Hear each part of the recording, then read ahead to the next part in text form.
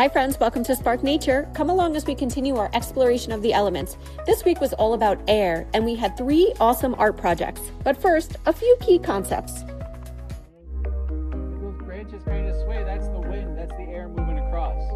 We can see it not just by smoke, but you can look up in the trees, you can see above you there's some leaves.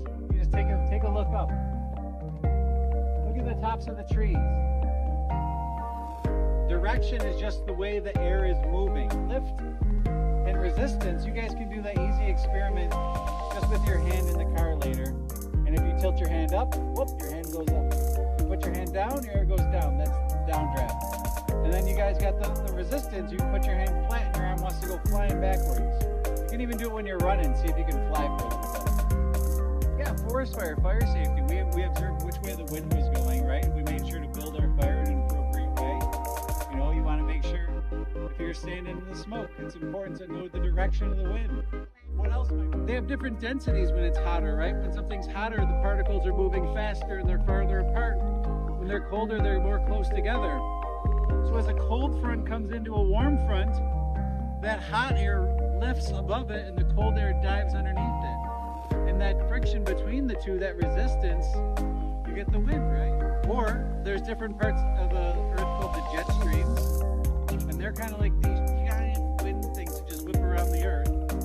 And those they kind of decide where the warm and cold air sits. Before getting into our art projects, we built a wind spinner to bring the concept of air to life. Some kids tried blowing on it to get it moving, but we had plenty of natural wind, and once it caught, it spun wildly. The kids were thrilled and quickly got into a spirited debate over what to name it, landing, somewhat contentiously, on Bob Eaglemill's spinner. From there, we moved into watercolors. The kids created puddles of paint and used straws to blow the color across their paper, watching it move and spread in unpredictable ways. These flowing abstract pieces are always a favorite. There's something so mesmerizing about seeing air in motion through paint. Next, each child used puff paint to design a flag for our collaborative Spark garland. We invited them to reflect on what they embody and bring to this community, what they contribute, what makes them, them. It was really special to witness, and now we'll have this collective piece as a reminder that each child is an important part of the whole. Finally, Mr. Sebastian guided the kids in creating their own felt flags, each one representing what they love most about nature, bringing together creativity, intention, and personal expression. We're going to make felt flags, okay? We made a mini flag before on burlap. This is an entirely different material, okay? It is soft.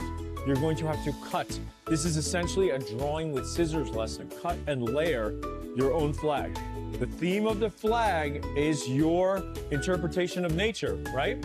So I've got the Spark Nature logo right in the middle. I've got some mountains and clouds. I got a pond. I got a koi fish. I got a few birds flying in the background. This was done by cutting the felt.